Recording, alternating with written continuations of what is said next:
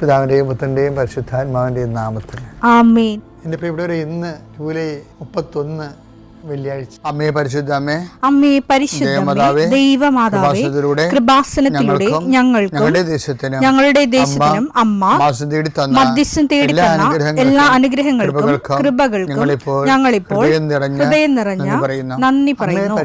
അമ്മേ പരിശുദ്ധമേ, ദൈവമാതാവേ, 2004 ഡിസംബർ 7 ഉച്ചകഴിഞ്ഞ് 2:30 കൃപാസനത്തിൽ സംഭവിച്ച അമ്മയുടെ പ്രത്യക്ഷപ്പെടലിനെ കുറിച്ച് തിരുസഭയ്ക്ക് സമർപ്പിച്ചിരിക്കുന്ന പഠനരേഖകളുടെ സഭാത്മകമായ പഠനം ആരംഭിക്കുവാൻ ഞങ്ങൾ പ്രാർത്ഥിക്കുന്നു. അമ്മേ പരിശുദ്ധമേ, ഭൂസ്വർലോകങ്ങളുടെ രാജ്ഞിയായ അങ്ങേയ്ക്ക് ഭൗമസംരക്ഷണത്തിനായി പ്രപഞ്ചപ്രകൃതിയെ തന്നെ തിരുസഭ പ്രതിഷ്ഠിക്കുവാൻ ഈ പ്രത്യക്ഷീകരണം വഴി ഇടയാക്കണമേ. പരിശുദ്ധമേ, ജപമാല മാതാവേ, സകല കൃപാസനം പ്രാർത്ഥനയോടും ചേർത്ത് ഞങ്ങളിപ്പോൾ പ്രാർത്ഥിക്കുന്ന ഈ കുടുംബത്തിന്റെ പ്രത്യേക നിയോഗം പറ മക്കളെ.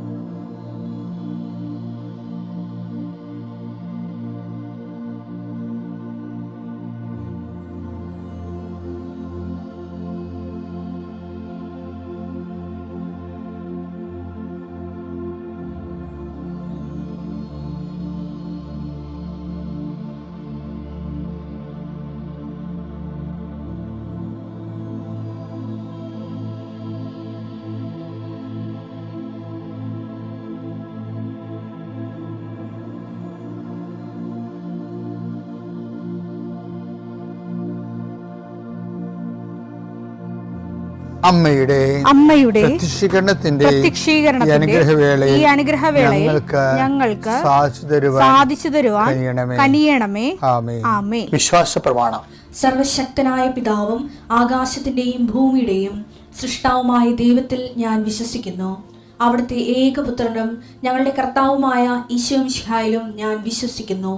ഈ പുത്രൻ പരിശുദ്ധാത്മാവിനാൽ ഗർഭസ്ഥനായി കന്യകാമറിയത്തിൽ നിന്ന് പിറന്ന് പൊന്തിയോസ് പീലാത്തോസിന്റെ കാലത്ത് പീഡകൾ സഹിച്ച് കുരിശിൽ തറയ്ക്കപ്പെട്ട് മരിച്ച് അടക്കപ്പെട്ട് പാതാളങ്ങളിൽ ഇറങ്ങി മരിച്ചവരുടെ ഇടയിൽ നിന്ന് 3-ാം നാൾ ഉയർത്ത് സ്വർഗത്തിലേക്ക് എഴുന്നള്ളി സർവശക്തിയുള്ള പിതാവായ ദൈവത്തിന്റെ വലതുഭാഗത്തിരിക്കുന്നു.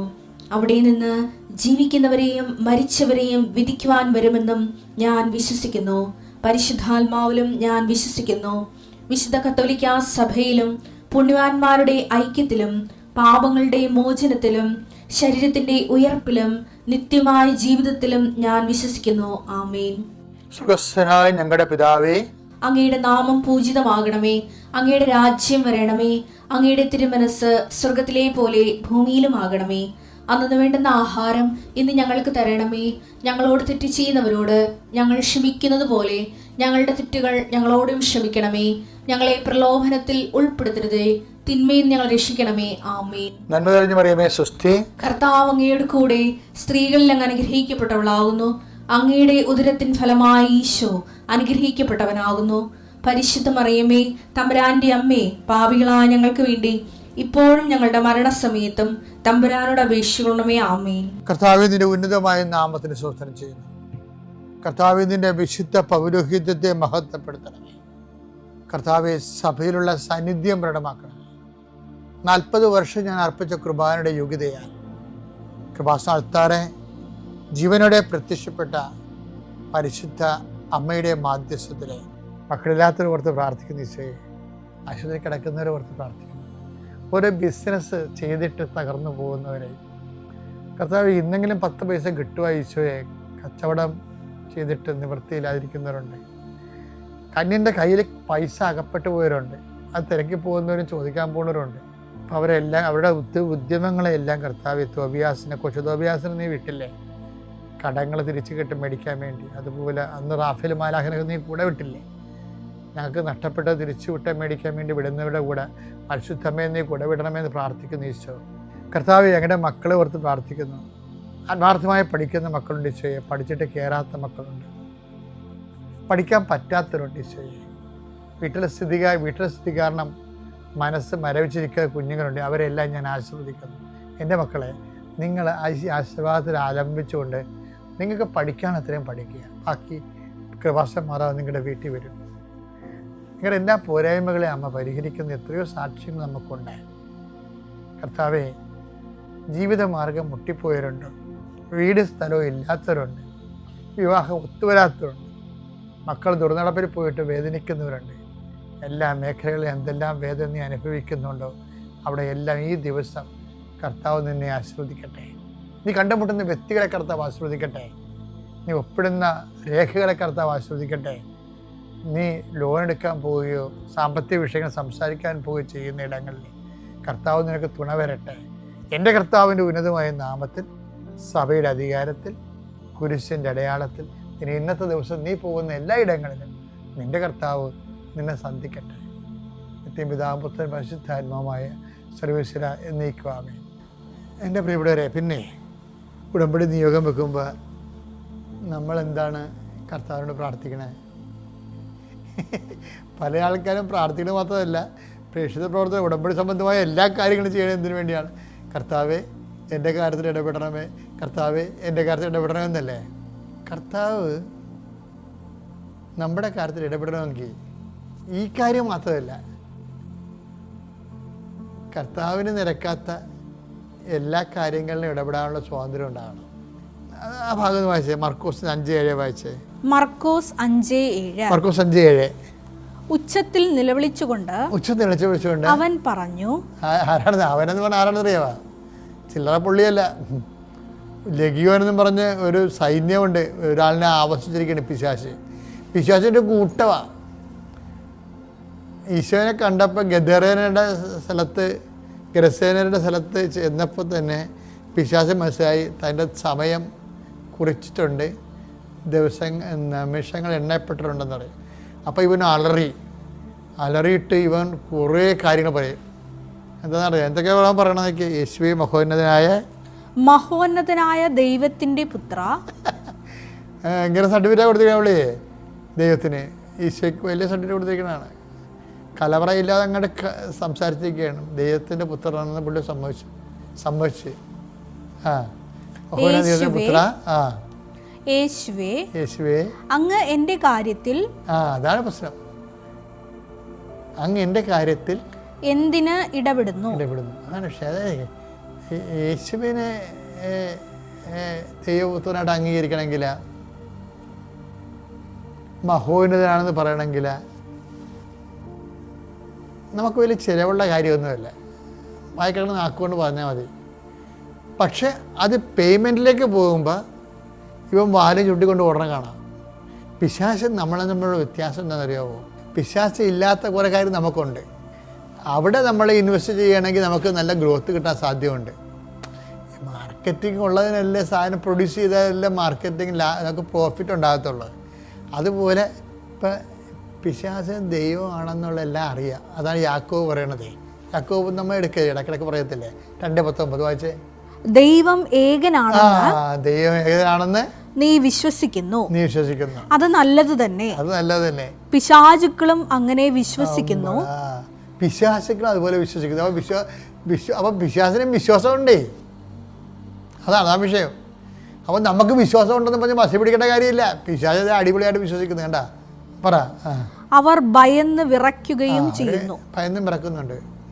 ഇപ്പം എന്ത് പ്രോബ്ലം വെച്ച് കഴിഞ്ഞാൽ, പിശാചിന് വിശ്വാസമുണ്ട്, ദൈവഭയമൊക്കെ ഉണ്ട്, പക്ഷെ ഒരു സാധനം പുള്ളിക്കില്ല. അതെന്താ വെച്ച് കഴിഞ്ഞാൽ, അതുകൊണ്ടാണ് പുള്ളി പിശാചായിട്ട് നിന്ന് പോയത്. പിശാചായിട്ട് പിന്നെ വളർന്നില്ലല്ലോ പുള്ളി. പിന്നീട് പുള്ളിക്ക് വളർച്ചയില്ലല്ലോ.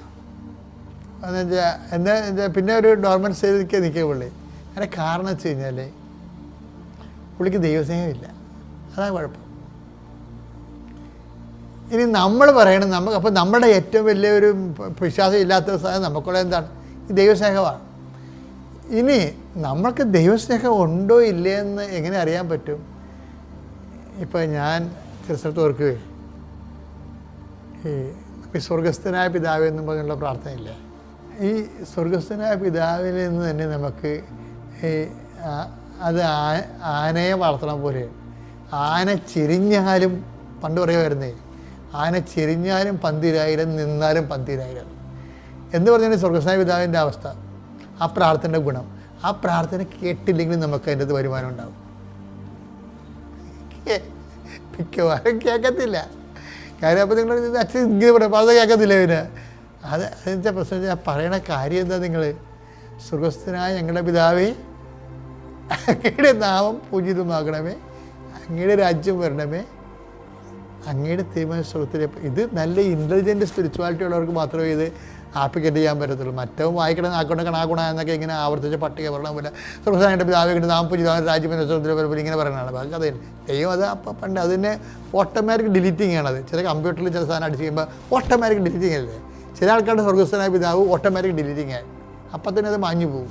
അപ്പോൾ അതുപോലെ തന്നെയാണ് ഇപ്പോൾ എന്താ പ്രശ്നം, ചില ആൾക്കാർ ഇൻ്റലിജൻ്റ് ആയിട്ടുള്ള prayer is an intelligent affair. ബുദ്ധിപരമായ ഒരു ഇടപാടാണ് ഈ പ്രാർത്ഥന എന്ന് പറയുന്നത്. ഇപ്പം സ്വർഗസ്ഥനായ പിതാവേ അങ്ങയുടെ നാമം പൂജിതമാകണമേ, അങ്ങയുടെ രാജ്യം വരണമേ, തരും സ്വർഗത്തിലെ പോലെ ഭൂമിയിലും ആകണമേ എന്ന് നമ്മൾ പറഞ്ഞു. അപ്പം നമ്മൾ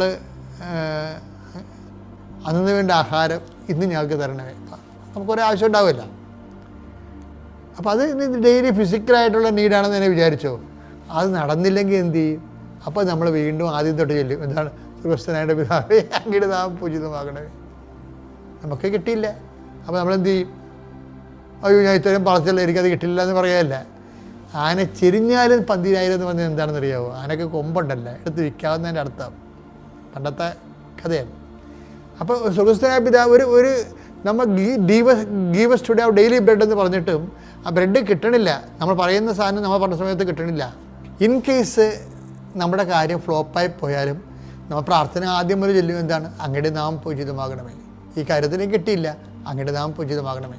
ഇക്കാര്യത്തിന് എനിക്കത് സംഭവം തന്നില്ല, അങ്ങയുടെ നാമം പൂജിതമാകണമേ. കേട്ടാ, അപ്പം അതിൻ്റെ സംഭവം കിട്ടാത്തതിന് പോലും ബ്ലെസ്സിങ്സ് ആയിട്ട് ആ പ്രാർത്ഥനയെ കൺവേർട്ട് ചെയ്ത് മാറ്റണം. അപ്പം അത് എന്താ പ്രശ്നം, അതിങ്ങനെ പറയാൻ കാര്യം എന്ന് വെച്ച് കഴിഞ്ഞാൽ, ഇങ്ങനെ ചെല്ലണമെങ്കിൽ ദൈവസ്നേഹം ഉണ്ടാകണം. ദൈവസ്നേഹം ഉണ്ടാകണമെങ്കിൽ എന്ത് ചെയ്യണം? ഈ ദൈവസ്നേഹം ഉള്ളവർ അവരുടെ വിജയത്തിലേക്കും പരാജയങ്ങളിലേക്കും കർത്താവിന് എടുത്തു. ഇപ്പം നമുക്ക് കിട്ടാത്ത കാര്യത്തിലും ദൈവത്തിൻ്റെ സ്നേഹത്തിന് വേണ്ടി കാഴ്ചവെക്കുമ്പോൾ നമ്മളെന്താ പറയണത്? നമ്മൾ അവിടെയും കർത്താവിന് ഇടപെടാൻ വേണ്ടി പിശാച് പറയും, നീ എൻ്റെ കാര്യത്തിൽ ഇടപെടണം എന്നല്ലേ പറയണത്, ലഘ്യവും പറയണത്. പക്ഷെ നമ്മളെന്താ പറയണത്? നീ എൻ്റെ കാര്യം പരാജയത്തിലും വിജയത്തിലും പൂർണ്ണമായി ഇടപെടാൻ ഞാൻ നിനക്ക് സമർപ്പിക്കുന്നു. അതപ്പോഴാണ് നമ്മൾ പിശാചിനേക്കാൾ വ്യത്യസ്തമായി മാറി ദൈവപൈതലായിട്ട് മാറുന്നത്. പിതാവിൻ്റെയും പുത്രൻ്റെയും പരിശുദ്ധാത്മാവിന്റെ നാമത്തിൽ.